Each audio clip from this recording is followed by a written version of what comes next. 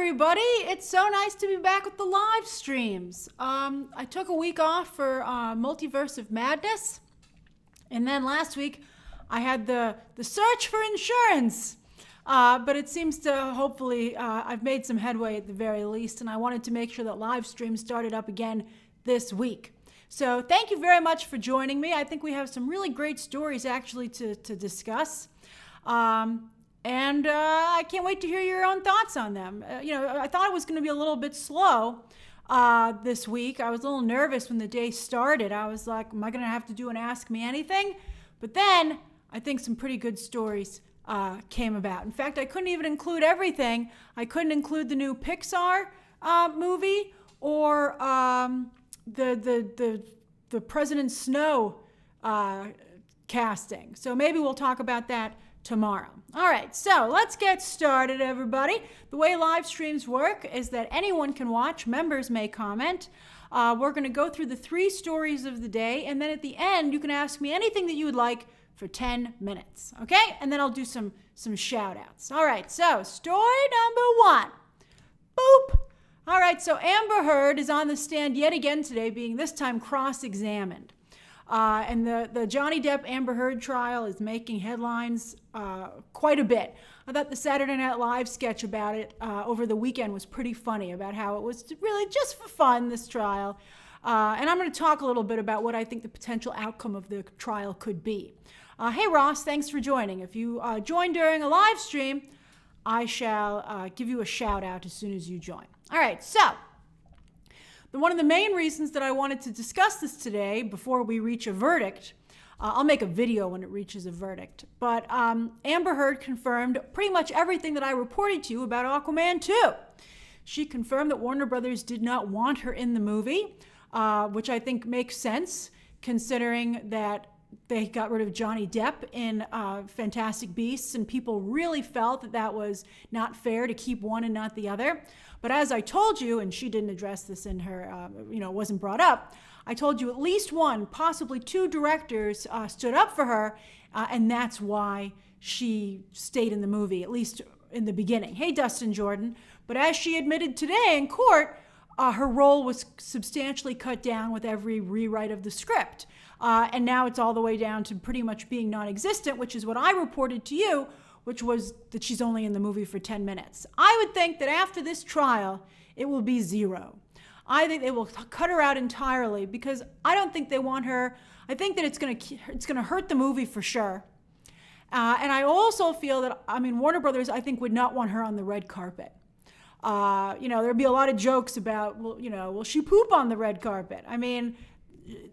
She shouldn't have done it, which she clearly did, but, I think Johnny Depp can at least take heart in the fact that he has forever cemented her with that visual. Hey, Evan. I also think, did I say hi to Dustin Jordan? Hey, Dustin. So I think that if I were Warner Brothers, I wouldn't want her on the red carpet. I'd be like, I don't need my movie dealing with that. So I think that at the end of the day, it's over. Now, yes, some jokes were made today about her dressing like Dr. Evil, and I have to say, she is dressed like Dr. Evil. But this is a weird situation for me. I think probably for a number of people. Like, here's the thing. I think that Amber Heard, as I've said many times before, I think that she and Johnny Depp were locked in a very toxic, horrible situation. And I think that neither one of them is totally blameless, although I think Amber Heard did intentionally vilify Johnny Depp. So I wish they had both just walked away from each other, quite frankly, and this all could have been avoided. But that's not what happened. So, but at the same time, to see people be so aggressive against a woman talking about, like, you'll never know for sure if what she's saying has any truth to it. You just won't know. But the things that she's describing are so disgusting and horrible that you're like, hey, Byron, that you're like, I don't think I can totally dismiss this. And even if it's like 10% true, this is horrible. So to see people viciously attacking a woman like this, that's tough too, I feel. It's hard. You're like, should we really be tearing this woman to shreds? Right? It's just a very bad situation, and it's just bad for everybody. I think there's like a glee to it that I find a little bit disturbing. So that's just something I wanted to mention. Now, I think that this trial will allow Johnny Depp to take Heard down with him. I think that's gonna help him a lot. That he's ruined both their reputations. I think that he will repair his image somewhat. I think he will repair his image as much as possible. I'm not sure what his career will, hey, Grant Bushell. I'm not quite sure what his career will look like after this. And I'm going to tell you about a conversation I had with a friend of mine who's in the industry. And Paul Bettany's texts, Mika, are a big part of that. So I'm going to talk to you about that because I had a conversation about that with somebody someone who works in the industry behind the scenes this weekend, and I want to share their perspective with you. But I think that I don't know what his career will look like after this. I don't think he'll ever be able to go back to mainstream Hollywood, but I think that he will at least not be a pariah. He had talked about the pain of seeing the way people looked at him. And I think now he doesn't have to deal with that anymore. I think he'll be able to go back out into society. Maybe he can become an advocate for abuse against men. I think that would be very commendable, to be honest with you. I think that, that could work. So, he actually lost all of his money, so he's going to have to think of something. But I hope that something can happen. All right, now, some of you might be like, well, Mel Gibson came back. Mel Gibson didn't come back. Robert Downey Jr. came back. Well, here's the thing. Robert Downey Jr. was fortunate enough that he had his meltdown when social media didn't exist. That was a time when the industry could hide a lot of stuff. The press was able to hide the fact that FDR was paralyzed. A lot of people didn't even realize he was paralyzed because the press decided that the voting public didn't need to know about it. They just thought he sat down a lot. So Mel Gibson has not come back. Mel Gibson, I think Hacksaw Ridge was a little bit of a rebound because he wasn't on camera. But Mel Gibson, his career is finished. Robert Downey Jr., though, Robert Downey Jr. did some crazy stuff, but Robert Downey Jr. didn't hurt anybody that I've heard of. So and also, yeah, Ashley, that's a good point, Hugh Grant. A lot of people have been having meltdowns in Hollywood. There was a BuzzFeed article the other day that I was sorry I clicked on because it made me feel not as good about a lot of celebrities. And they were like, we'll see if Mel Gibson directs Lethal Weapon Zone. I don't think he's going to. And if he does, I'll be surprised if anybody sees it. Good luck getting anyone to be in it. Mel Gibson's just so offensive. But anyway, Charlie Chaplin did some horrible things, who Robert Downey Jr., interestingly enough, played. But yeah, it's like... this is not a new thing in Hollywood, but what's new is that you can't hide it anymore. So I think that that's a big problem for Johnny Depp. Now, let's talk about the text messages that he admitted to sending to Paul Bettany. I understand that he was very upset. I think he had every reason to be upset. But the things that he said were so extreme and so violent that I think that it's very hard to, about someone that he actually knew. Because I was like, what's the difference between that and James Gunn's jokes? Because I was talking to my friend, and I was like, well, James Gunn could come back for Disney, no less. So why couldn't they hire Johnny Depp? A lot of people want to see Johnny Depp. And the point was that, well, James Gunn was making abstract jokes just in general. He wasn't joking about, actually he did joke about his own daughter, but that got a pass. James Gunn managed to navigate that expertly, and it got us something of a pass. He said he's not going to stay at Marvel. He's going to go permanently over to DC after he does Guardians of the Galaxy Volume 3 in the holiday special. Hey, Lies, see? So there were some repercussions there. Kevin Feige brought him back for just a little bit. But Depp's comments are really bad in terms of, what he said about Amber Heard. And so I think that Hollywood...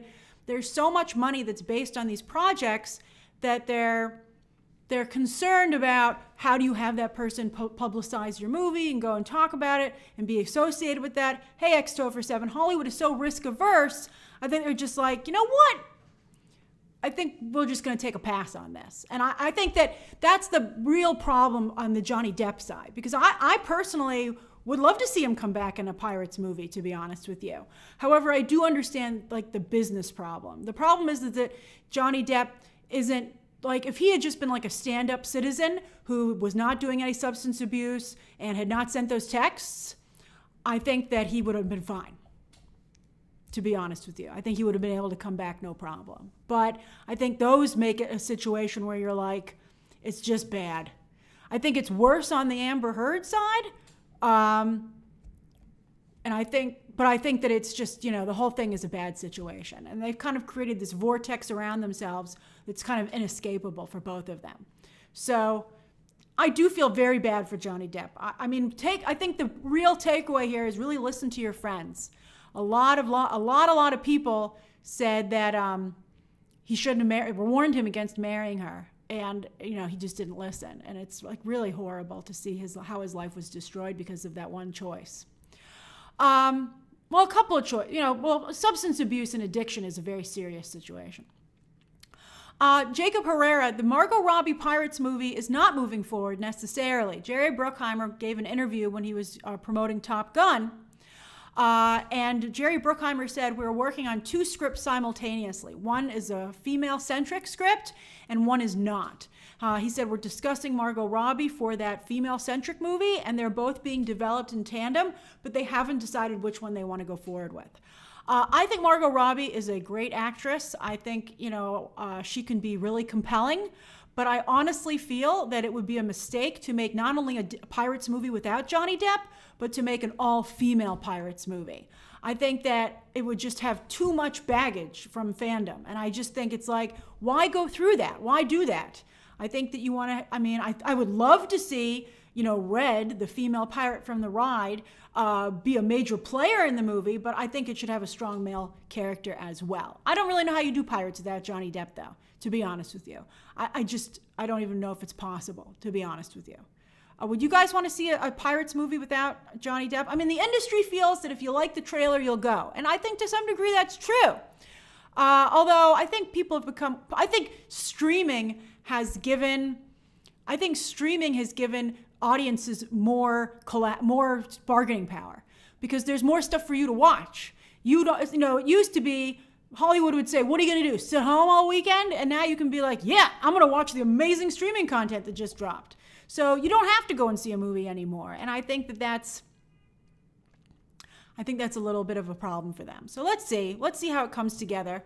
I would advise Margot Robbie not to star in an all-female Pirates movie. I'd say insist they get a strong male co-star for you.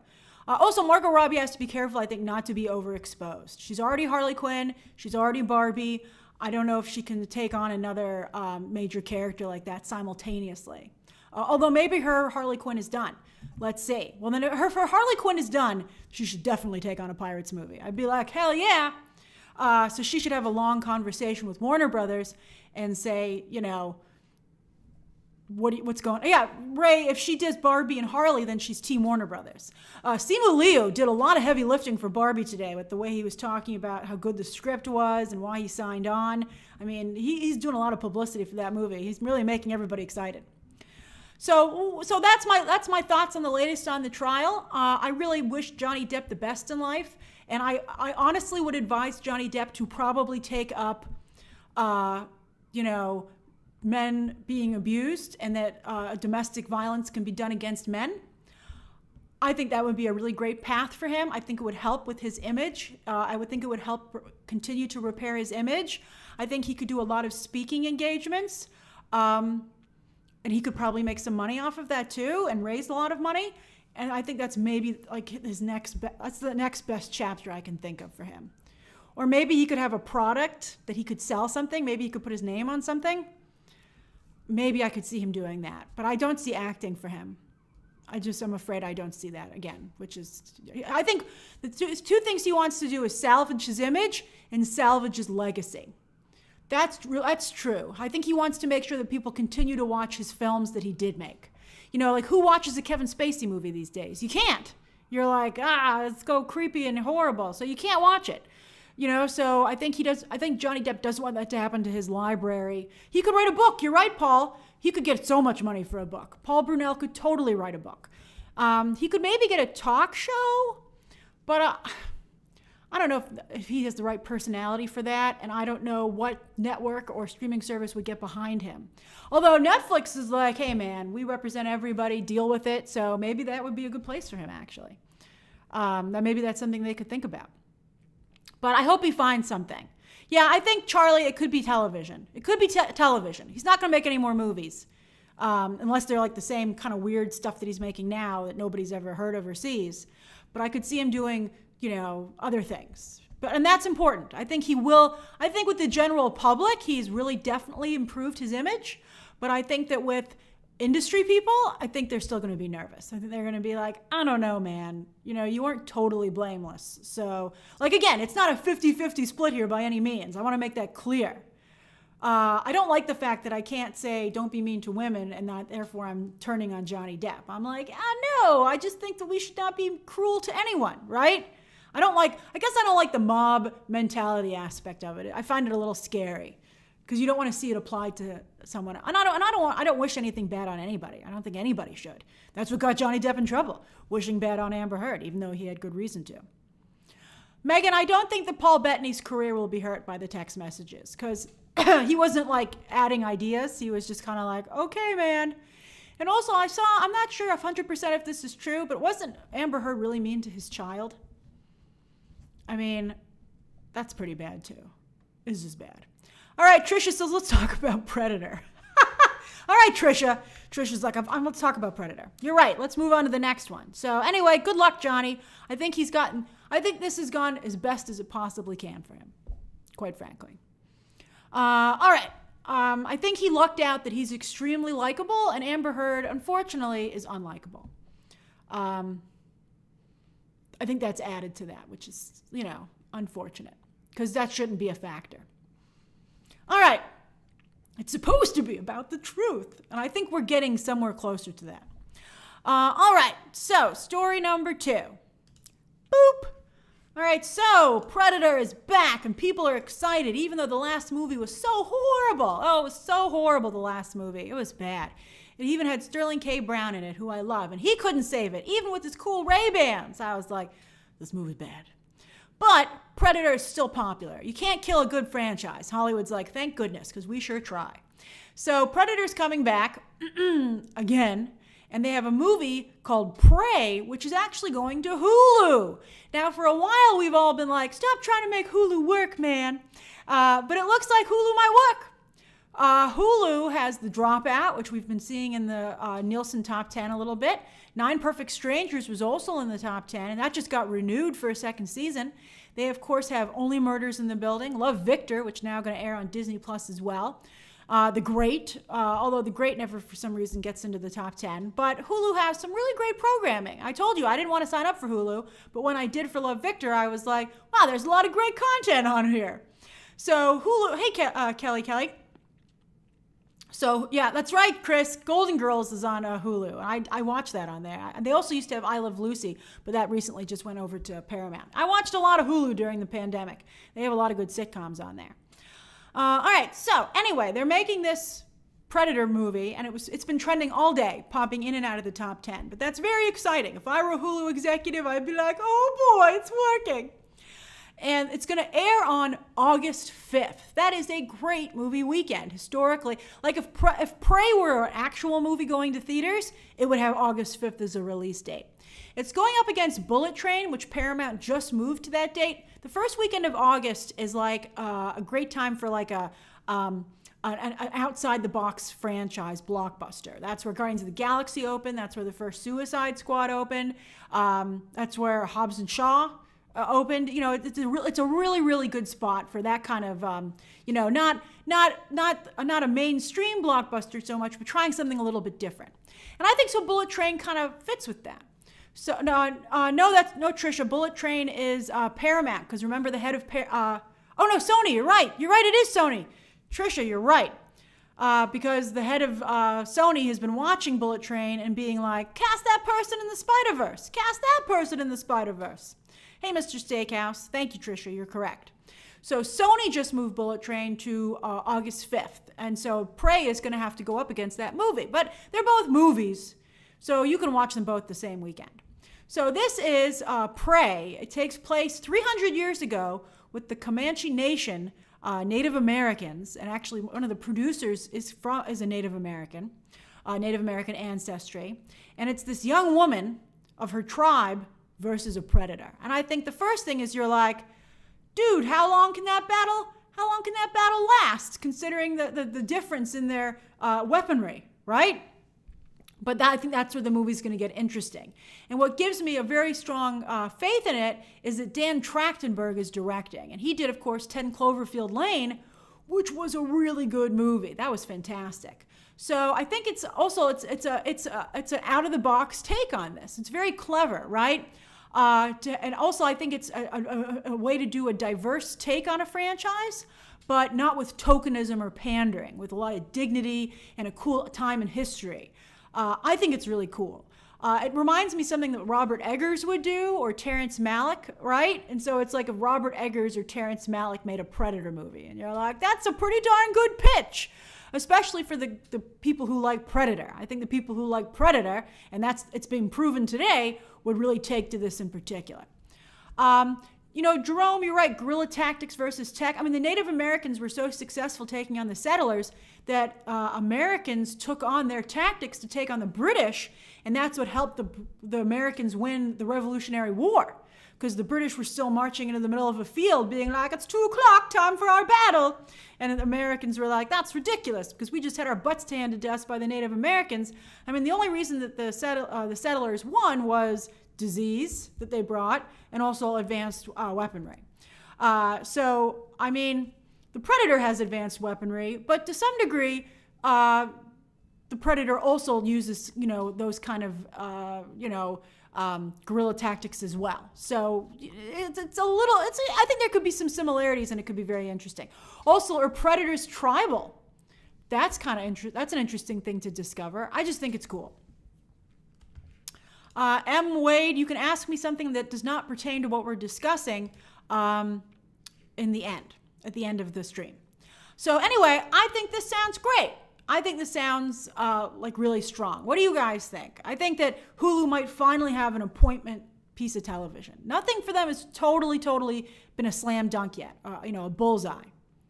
Trisha, I believe this will be on Star in other countries. You're on fire today, Trisha. You're a wonderful participant in today's live stream.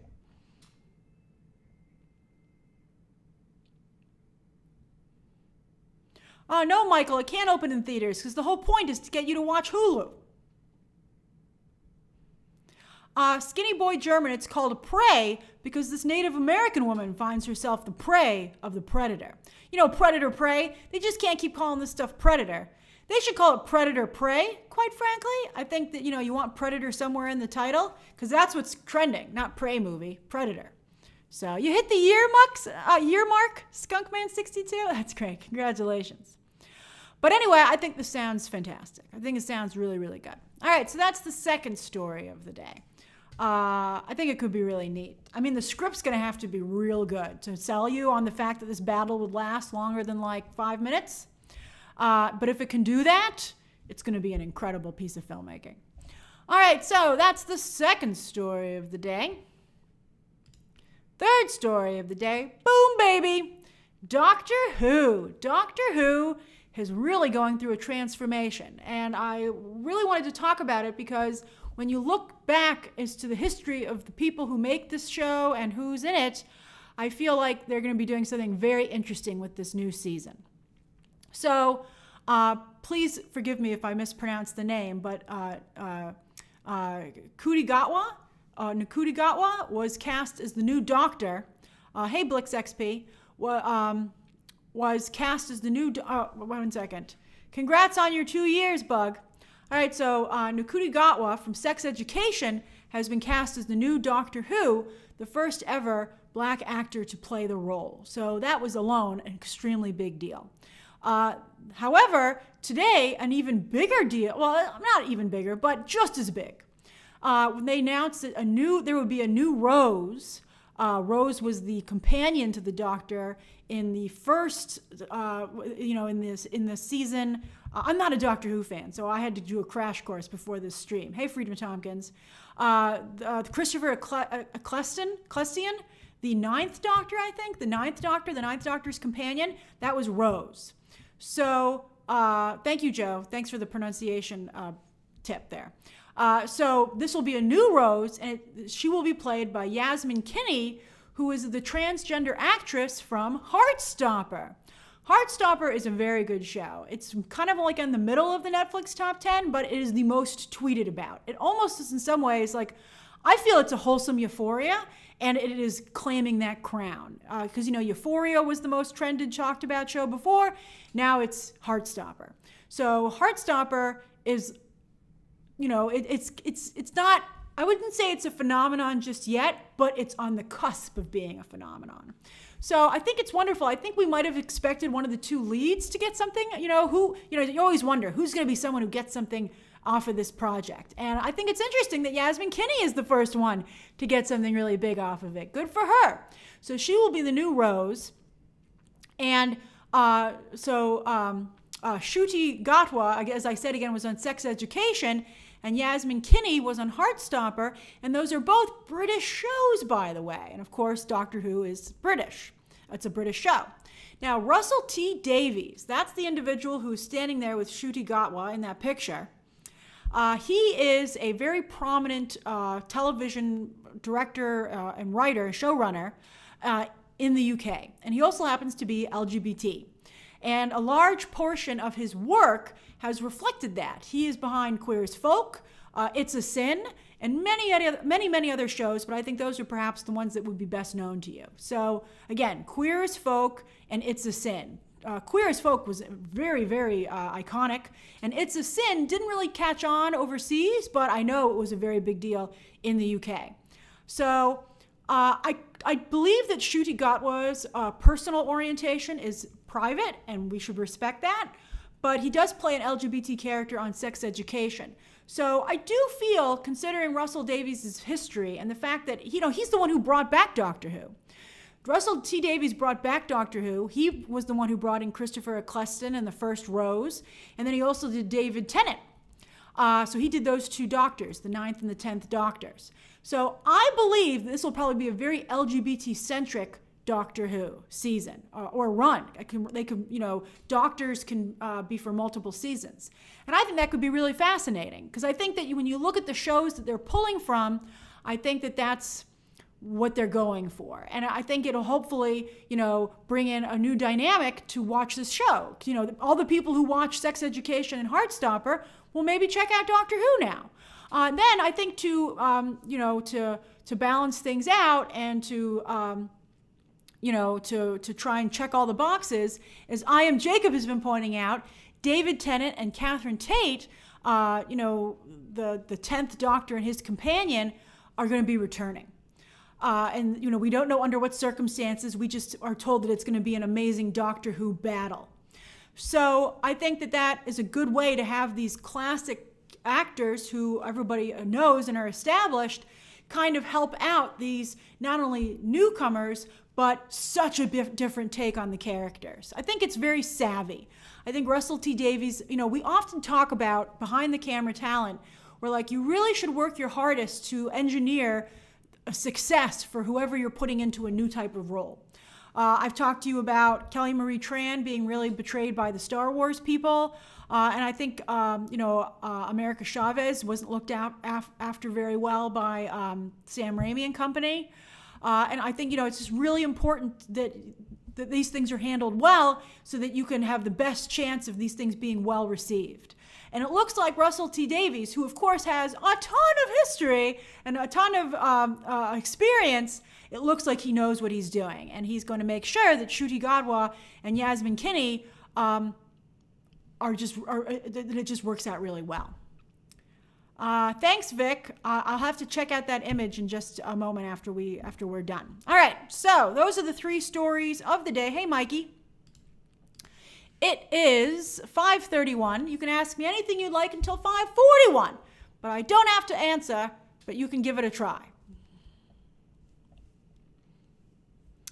Kim, I would agree Sam Raimi has not done well with female characters. MWade227, I appreciate your question about a video game cutscenes watch-along, but it's hard to do because it's just so long. Those things are like 2.5 to 3 hours, and I think, I don't know. I mean, let me think about it, maybe. I'm not sure which game I would do it for. Alexander Valentine, dinner tonight, I'm thinking, Ashley also wants to know, I'm thinking rigatoni while I watch the latest episode of The Offer. I watched Rescue Rangers last night. I'm going to review it tomorrow. The embargo lifts at noon. Bobby Roses said, should we be excited for May 18th and the Warner Brothers Discovery situation? Okay, just so you know, this is upfronts this week. Today's upfronts gave you the Predator Prey story, but not that exciting today. Tomorrow, Wednesday, was it Wednesday? Hold on. No, tomorrow. Tomorrow are the Disney upfronts. So we'll see what Disney's very aggressive. They're doing in-person upfronts. So we're going to see Disney potentially have some headlines tomorrow because it'll be for streaming as well. So Disney Plus announcements can come tomorrow. And then on Wednesday, Warner Brothers Discovery, which could make some announcements about what they're going to do with HBO Max. So I'm curious about that. I think there could be some big headlines out of there, but there might not. We'll see. I mean, Disney had an investor day last week, and it was a real snooze fest. So we're going to hope for some headlines, but not necessarily. These aren't, they try to impress during the upfronts, but upfronts are largely for advertisers. And so they really want to impress advertisers about the network television that they're doing. So we're talking about ABC. There's no advertising on streaming. I guess they're going to start offering, there's ad-supported models on HBO Max, and Disney Plus is starting one, so I guess that would start to factor in. So we'll see. Bring Toys to Work says, hey, Grace, will you bring us coverage? I love the coverage you bring us, so thank you. Oh, my pleasure. Will you be doing a few videos covering the Star Wars Celebration announcements? I sure will. I have Star Wars Celebration all marked into my calendar as well. I probably will only cover, it's such a March 27th is such a clusterfuck of content. It's nuts. I've got Top Gun, I've got Stranger Things, and I've got not only Obi-Wan, but I have Obi-Wan. We got to watch the first episodes. So, and I won't have seen them. So we're really going to have a good time together at 3 a.m. It's going to be a 2-hour watch along. So or however long those episodes are. So it's insanity. So, and also it's Memorial Day weekend. So I will cover for sure the Lucasfilm panel on Thursday the 26th at 2 p.m. Eastern Standard Time. They're doing the Lucasfilm showcase. So that's a big deal. Then on the 28th, so there's nothing on Friday. So they have a big panel on the Thursday. Then on Saturday, they have Favreau and Filoni. I'm not going to cover that. Those things, and then there's a Bad Batch panel on the 29th. I'll cover those things maybe on Monday when I do movie math, but I'm not going to, it's as I said, I'll just have I have so many Stranger Things. How I can only give you 3 notifications in 24 hours? F it. That's out the window, man. I just have to, I'm going to be putting up so many things and spoiler reviews and what's next videos that it's just going to be like boom, boom, boom, boom. Because I got, all those things. I think they overprogrammed Memorial Day, to be honest with you. What are you guys watching on for Memorial Day? What's the first thing you're going to watch for Memorial Day? You have Maverick, Top Gun. You could do Top Gun and a streaming show. Or put them in the order that you're going to do it. Maverick, Top Gun, Stranger Things, and Obi-Wan. Oh, I see some Obi-Wans first. That's great. I got to tell you, I've watched the first 4 episodes of Stranger Things. They haven't given me episode 5. I'm like, every day I check for it to be added to my queue. It's so good. It's like unbelievable. I'm seeing Obi-Wan's holding really well against Stranger Things. That's interesting. Netflix is like, damn it. Okay. Devin Henderson says, any thoughts on why the MCU phase feels directionless? Do they have a direction we're unaware of, or are they just seeing what sticks? Hey, Lucas, that's an interesting question. I do agree that, before it was all about the Infinity Stones, right? Oh, Millie Jo is like, Bob's Burgers. Yeah, I have a Bob's Burger screening tomorrow night, so I'm going to be reviewing that. And I've never watched Bob's Burgers, I think maybe just once. So anyway, yeah, I think they're probably getting ready. Hey, Sohail. I think they're probably getting ready for Kang. I think that's really what it's all about. The multiverse, Loki, because I know Kang is in Ant-Man and Wasp Quantumania. So I think it's Kang. I think that's what we're working towards, and that's, I think, very exciting. But I think they're not doing a great job making that clear. Like with the Infinity Stones, you'd be like, oh yeah, there's an Infinity Stone. Oh look, there's someone who's powered by an Infinity Stone. So I think that worked. I'm also an Archer fan. Who said that? Platinum Diva. Oh, hey, Platinum Diva. I am also an Archer fan, and that's like one of the main reasons I'm looking forward to watching Bob's Burgers. They also made me promise not to give away any spoilers, which made me feel there might be some cool stuff in there. So I was like, oh, do you have some cool surprises? And maybe I should show up. JJ Studio says, would you do a Harry Potter watch along now that the Wizarding World has been more present on your channel? I don't know. I mean, like, nobody likes it right now, which is, I think, a little bit difficult. So maybe I would do a Fantastic Beasts. It really depends on when it comes out. You know, if it's like a slow week, or if you guys are part of BTT Movie Club and you pick that movie, then we could do that. But, you know, sometimes I have to make tough decisions because there's just so much to cover.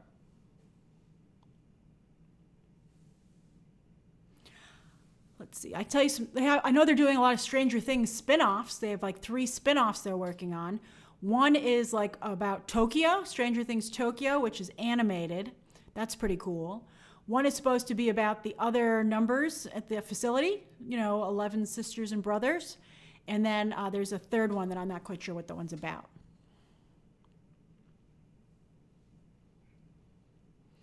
Oh, the Brendan TV says, thoughts on Kirby returning for Scream 6. I think that's huge. I think it's going to be a big deal. I'm so glad that they did that. I think people are going to be really happy about it. Hey, Chico, it's always nice to see you. Mike, I do think they'll do the Children's Crusade for Wanda next. I hope so. I made a whole video about where I think she'll be appearing next, and so I still think that's the case. Trisha says, one analyst said Disney should sell Hulu and buy Netflix or Roblox. What are your thoughts? No, Disney's so successful in adding so many subscribers, they don't need to make that purchase. You know, they've lost $1 billion, they said in their investor day, because they lost all the licensing deals for their content because now they're keeping it all on their own service. So that's a huge loss. So I think that they want to focus. I think that's just not a good use of their money, especially since what would they be buying from Netflix, right? I mean, Netflix used to be like you know, they had all the great hot shows, and now they need more banner shows, I think, like Disney Plus and HBO Max have. And I think that's why Stranger Things is so valuable to them.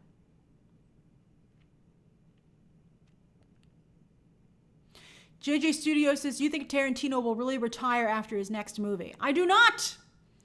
Because, you know, Steven Soderbergh always keeps promising that, oh no, this is my last movie. And then it's not.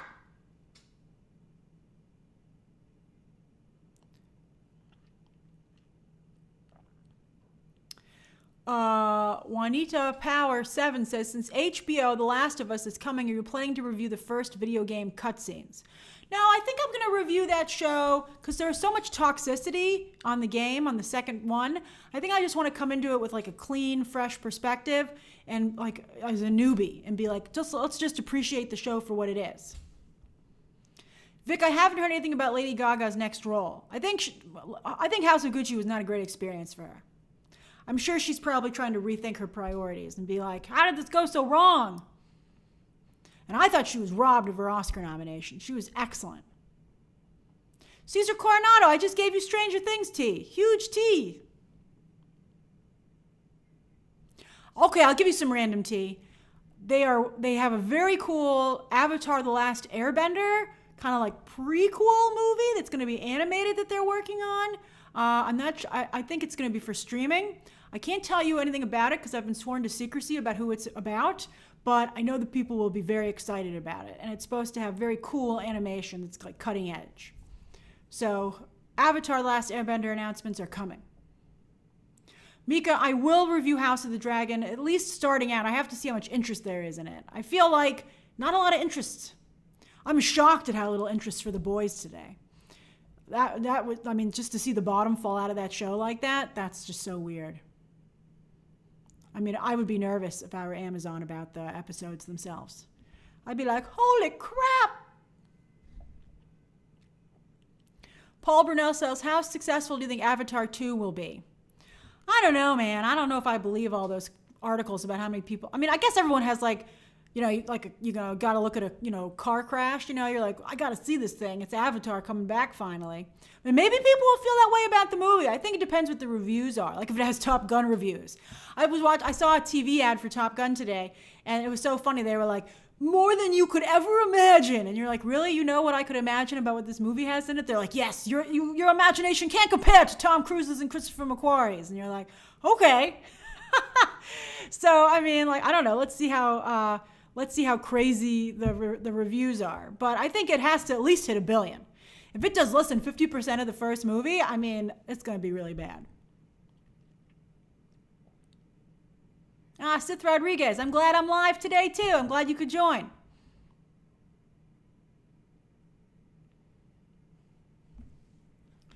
I hope Ms. Marvel doesn't flop. It looks good to me.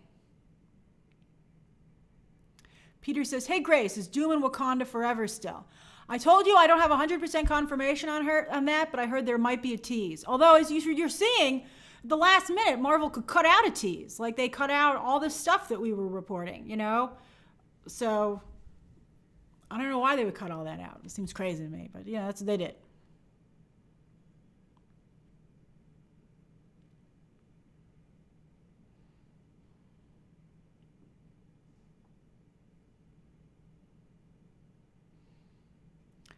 Freedom Tompkins says, do you think Doctor Strange will make $1 billion? I can't tell right now. I think that it's still definitely a possibility. I have to see what the third weekend looks like. I think the discourse over it is brutal. Like, I will say that some people are very harsh against the movie, but like some people, if you even say a little bit negative about it, like they like just get so angry. It's just crazy to me. I mean, I even said it still did very well. It's just not doing as well as expected. And like, that's just too much for some people. Hey, Alexander Desan. And you're like, relax, man. You didn't make this movie. Let's see here. I'll do 2 more questions.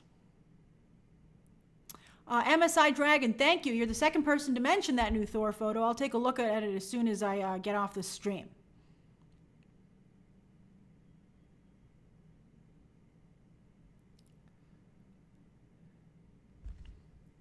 Let's see here. Cole Hamilton says, is Marvel expanded too much?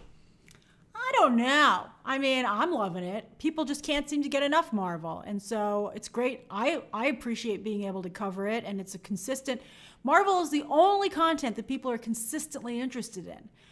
So I don't think they've expanded too much. I think, has their eye kind of gotten off the ball a little bit? Maybe. I think Kevin Feige, shouldn't second guess himself. And I think, he is maybe casting too wide a net for directing talent. I think it takes a special kind of person to do what he needs to be done.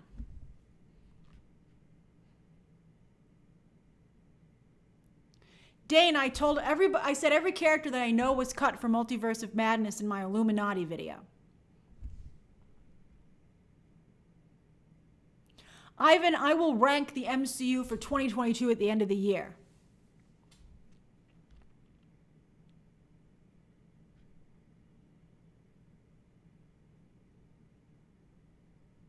Faisal, I haven't heard anything about the Jurassic World Dominion embargo. I've been, writing to Universal. They're a little silent on that one, but it's a little early too. I think actually I was going to email them and I was like, it's the middle of May. I'm going to wait probably till next week to start being like, when's your screening, man? All right, everybody. I was looking at maybe picking up tickets to see it again with friends and family, but there were like a lot of tickets available. So I was like, oh, okay, I'll wait. But I'm still very excited for the movie. Did you see the new character posters that came out today for Jurassic World Dominion? It looked fantastic. I was like, those posters are so cool. All right, everybody. Thank you so much for joining me. It was so nice to see you again. There will be more live streams this week. I'm not sure if it'll be tomorrow, but there will be more because live streams are back, baby. Okay, see you soon. Bye.